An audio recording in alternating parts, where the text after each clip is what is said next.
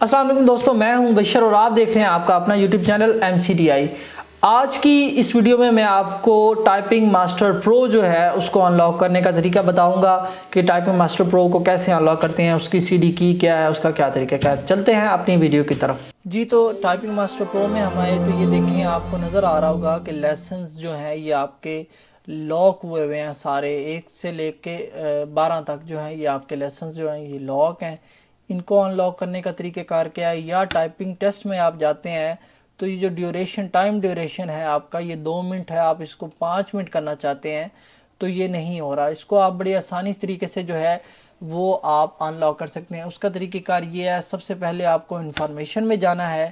Information میں جا کے آپ کو انٹر لائسنس پہ جانا ہے۔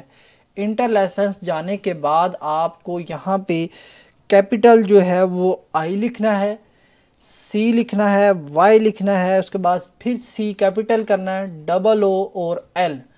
یہ آپ کی لائسنس ID ہوگی، اور پروڈکٹ جو کی ہے آپ کی وہ آپ نے لکھنی ہے ساری کیپٹل میں، E5 اور X Q W K F dash ڈالنی ہے۔ ڈیش کے بعد آپ نے لکھنا ہے اس پہ XYE3، پھر آپ نے ڈیش دینی ہے۔ اس کے بعد آپ نے YRCK پھر ڈیش دینی ہے، اور 3PP